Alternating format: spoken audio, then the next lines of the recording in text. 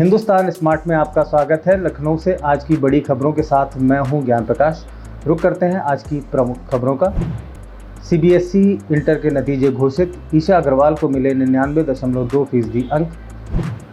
इस साल नहीं बढ़ेंगे डीएम सर्किल रेट। नवंबर से कानपुर एक्सप्रेसवे का निर्माण शुरू होगा।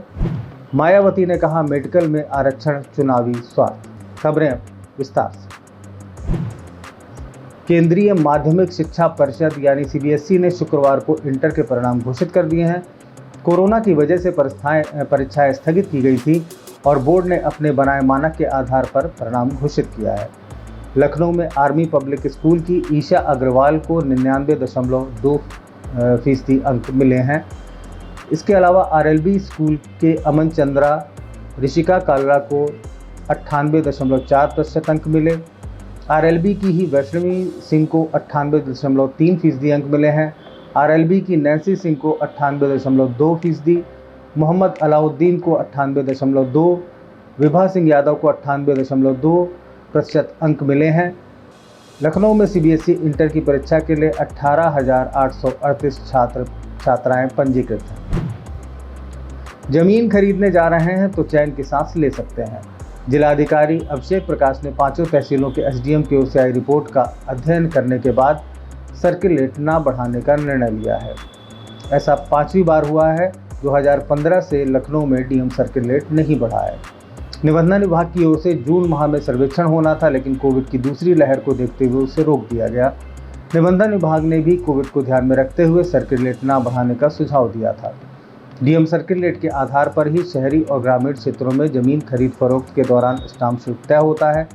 जमीनों की कीमतें भी डीएम सर्किल रेट के आधार पर ही तय की जाती हैं। कानपुर एक्सप्रेसवे का निर्माण साल के अंत में शुरू हो जाएगा।